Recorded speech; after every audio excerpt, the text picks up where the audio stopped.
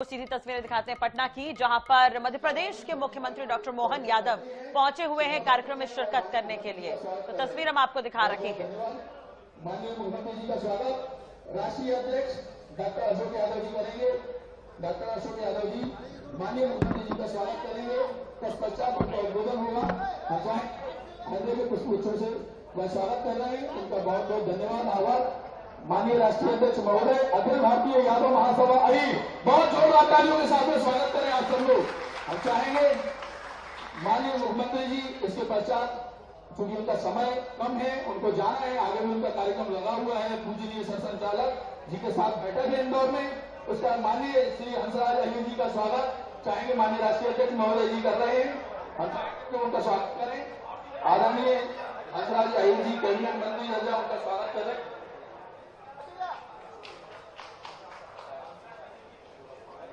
तो CM doctor Mohan Yadav भी यहाँ पर शामिल है और छत्तीसगढ़ के मंत्री गजेंद्र यादव भी कुछ देर पहले तस्वीर में नजर आ रहे थे। वो भी इस कार्यक्रम में शिरकत करने के लिए पहुंचे हुए हैं।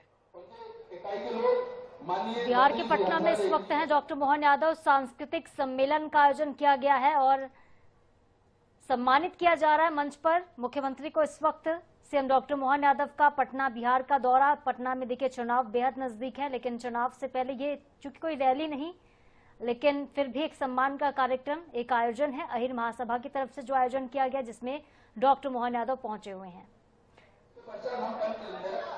इसके अन्य लोगों का हमारे जो अतिथिगण आए हैं उनका सबका स्वागत करेंगे और कार्यक्रम जो हमारा पहला सत्र है उसको हम विधिवत पहले चलाएंगे। हम चाहेंगे कि हमारे मध्य प्रदेश के यशस्वी मुख्यमंत्री डॉक्टर मोहन यादव जी आए और हम चाहेंगे इससे पहले सब लोग एक जोरदार तालियों से उनका स्वागत करें और अपना अभिनंदन दें। माननीय मुख्यमंत्री महोदय डॉक्टर मोहन यादव जी मध्य प्रदेश। यार क्या कर रहे हो आप लोग? नहीं रखना है वहाँ पे। अरे कुछ नहीं रखना है वहाँ पे, हटाओ। आइए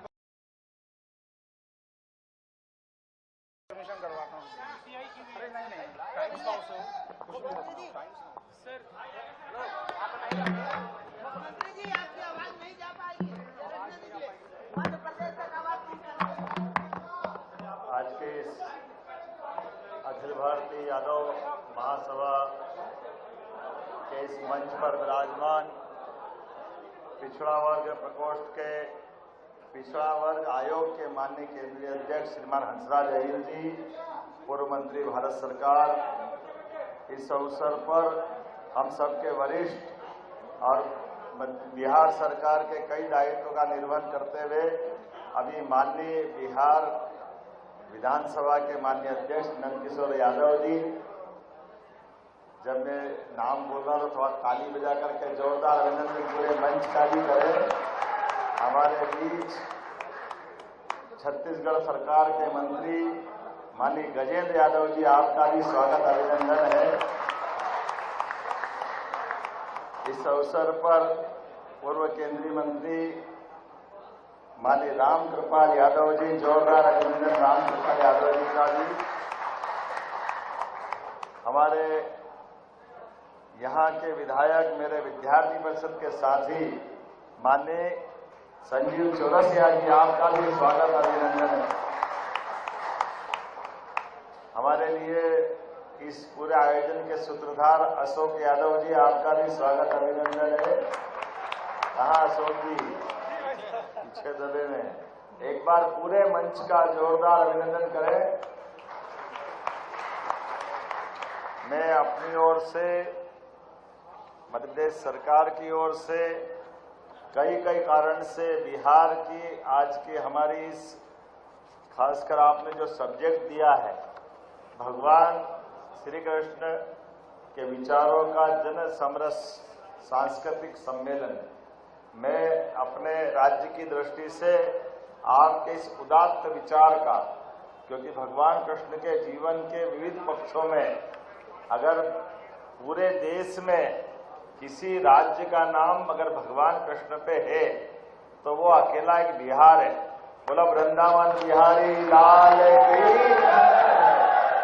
हमारे लिए अलग ही प्रकार का एहसास होता है बिहार की धरती पर जब बिहार में आते हैं और गोपाल कृष्ण की जय बोलते हैं, तो उसका आनंद ही अलग होता है। और इसका आनंद तो तब और बढ़ जाता है जब भगवान कृष्ण के अलग अलग जीवन के पक्षों को देखें तो हर एक बार उनके जीवन से जीने की ललक अलग प्रकार से मिलती है। हमारी सरकार ने, मध्य प्रदेश सरकार ने हमारे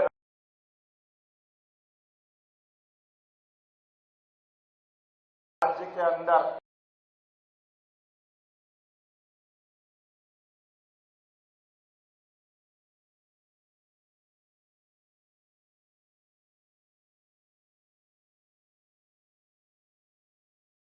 हर नगर पालिका, निगम, नगर पालिका और नगर परिषद तक गीता भवन बनाने का निर्णय किया है पूरे प्रदेश के अंदर।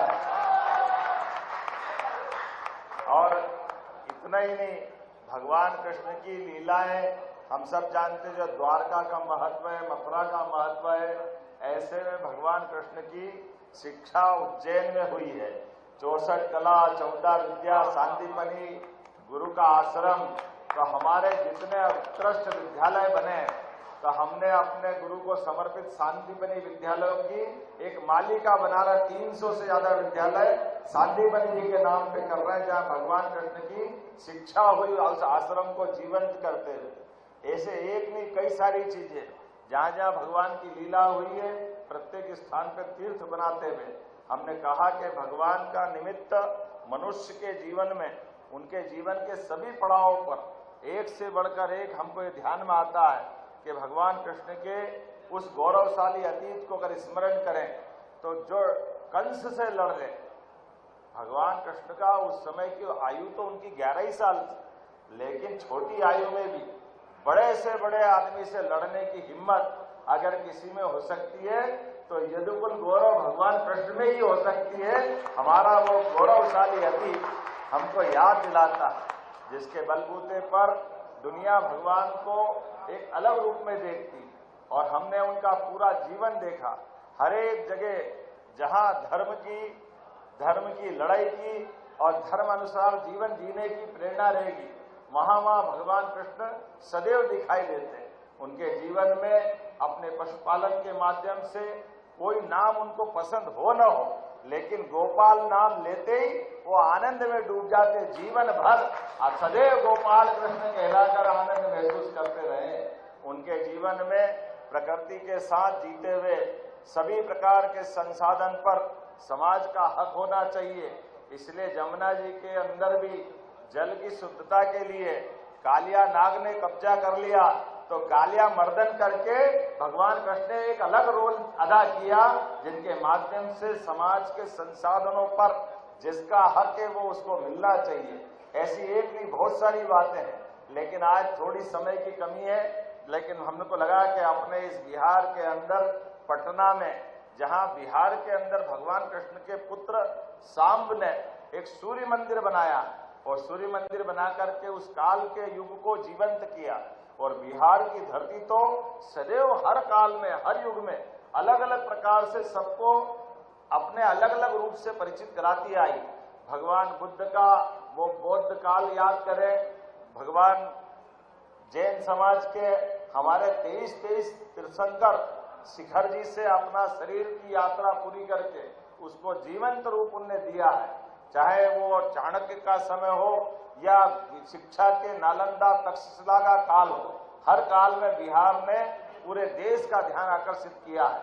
और पुराने महाजनपद काल में, चाहे वो सम्राट अशोक का काल हो, अशोक के काल में भी उज्जैनी अर्थात महाजनपद के 2 स्थान, एक पटना जिसको पाटलिपुत्र कहते हैं, एक अवंतिका उज्जैनी, तो यहाँ का उस समय के विराट भारत के स्वरूप में वहां युवराज बैठते थे और यहाँ सम्राट बैठते थे।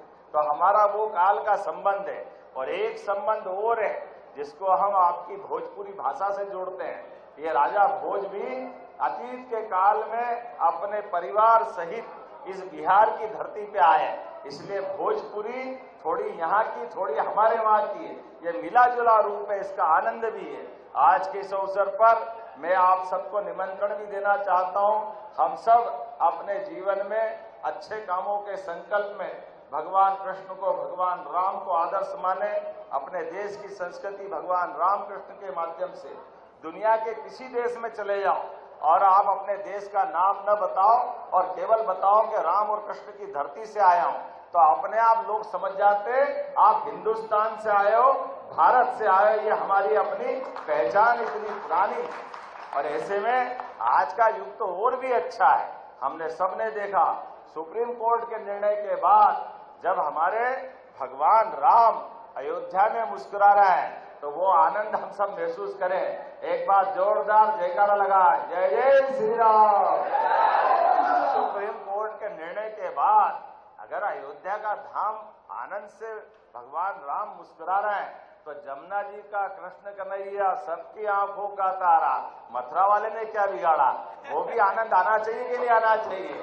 तो हम चाहेंगे, परमात्मा चाहेगा, न्यायालय चाहेगा तो हमारे अपने माननीय मोदी जी के शासनकाल में शासन के लिए न्यायालय के निर्णय के बाद जैसे कि आपने देखा है भगवान राम के निर्णय का पालन पूरी तरह सुप्रीम कोर्ट के आधार पर न केवल धूमधाम से अयोध्या में प्राण प्रतिष्ठा तक भूमि पूजन से लगाकर हमारे लिए सौभाग्य की बात है। यशस्वी प्रधानमंत्री स्वयं आप खुद गए और अपने सुप्रीम कोर्ट के निर्णय का पालन कराया।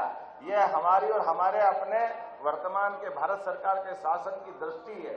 शासन का मतलब ही है सभी वर्गों का ध्यान रखें। शासन का मतलब है सभी प्रकार की कल्याणकारी योजनाओं को जारी रखें। शासन का मतलब है सबका साथ, सबका विकास, सबका विश्वास, सबका प्रयास। ये बोलने का नहीं, करके दिखाने का। तो जोरदार अभिनंदन करें यशस्वी प्रधानमंत्री नरेंद्र मोदी जी का भी, जिसके कारण से हम और आप सब मिलकर के उनके कार्यकाल में ऐसे कई कारण से मैं उनको और धन्यवाद इस नाते से भी देता हूं कि हमारे जैसे लोग जिनके परिवार में कोई विधायक नहीं, कोई सांसद नहीं, मंत्री का तो सवाल ही नहीं और मुख्यमंत्री की तो सोच नहीं सकते थे, लेकिन अपने एक ऐसे सामान्य कार्यकर्ता को अपने इतने बड़े सूबे के मुख्यमंत्री की जवाबदारी अगर दी है तो केवल वो हमारी अपने यशस्वी प्रधानमंत्री का आशीर्वाद हो सकता है और उनके माध्यम से हम और आप सारी बात कर सकते हैं। आइए हम सब इस भाव को समझते हुए आज के भगवान कृष्ण के इस गणतांत्रिक समय में, लोकतांत्रिक समय में इस भावना को भी समझे और ऐसी सारी व्यवस्थाओं में सुव्यवस्था कैसे स्थापित कर सकते हैं, अच्छे कामों को कैसे बढ़ा सकते हैं। एक तरफ लोकतंत्र के अंदर ऐसे गरीब से गरीब आदमी, सामान्य से सामान्य आदमी भी बड़े से बड़े पद पर पहुंच सकते हैं। यही तो प्रजातंत्र का सबसे बड़ा अधिकार है। मुझे इस बात की प्रसन्नता है हम में से कई सारे लोग इसी धारा से निकल कर आए और इसी कारण से भारत दुनिया का सबसे बड़ा लोकतांत्रिक देश बना है। आइए हम सब मिलकर के आज के इस भावना में खास करके भगवान के माध्यम से भी हम प्रजातंत्र के उन सूत्रों को पकड़ें, उन सूत्रों के माध्यम से हमारे लोकतंत्र को गौरवान्वित करने वाले अवसरों को ढूंढें। हम सब मिलकर के एक बार जयकारा लगाएंगे, बोले गोपाल कृष्ण भगवान की। और मैं आपसे इसी के साथ विदाई लेना चाहूंगा, समय की थोड़ी कमी है। मेरे साथ माननीय हंसराज जी भाई साहब भी है, राम कृपाल जी है, माननीय नंदकिशोर जी है, हमारे मंत्री छत्तीसगढ़ मान्य हरिनारायण यादव जी, हमारे वरिष्ठ नेता चौरसिया जी। मैं अगला कोई मौका आएगा तो और विस्तार से बात करूंगा।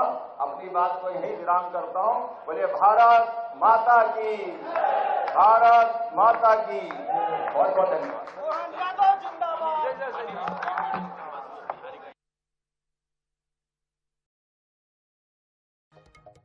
मोहन यादव को पटना बिहार से जहां सांस्कृतिक सम्मेलन का आयोजन किया गया है यादव महासभा की ओर से, अखिल भारतीय यादव महासभा और अहीर बिहार इकाई का ये बड़ा आयोजन। सांस्कृतिक सम्मेलन का आयोजन तस्वीर आप देख रहे हैं और डॉक्टर मोहन यादव इस कार्यक्रम में शामिल होने पहुंचे और उसके बाद उन्हें इंदौर भी आना है, इंदौर में भी उनका कार्यक्रम होना है। तो पटना से ये तस्वीर हम आपको दिखा रहे हैं और डॉक्टर मोहन यादव यहां पर समाज के कार्यक्रम में पहुंचे। अखिल भारतीय यादव महासभा अहीर बिहार इकाई का ये कार्यक्रम, जहां पर मुख्यमंत्री, मध्य प्रदेश के मुख्यमंत्री डॉक्टर मोहन यादव पहुंचे, स्वागत उनका किया गया। स्वागत के समय की तस्वीर हम आपको दिखा रहे हैं और इसी कार्यक्रम में छत्तीसगढ़ शासन के मंत्री गजेंद्र यादव भी शामिल होने के लिए पहुंचे हुए हैं।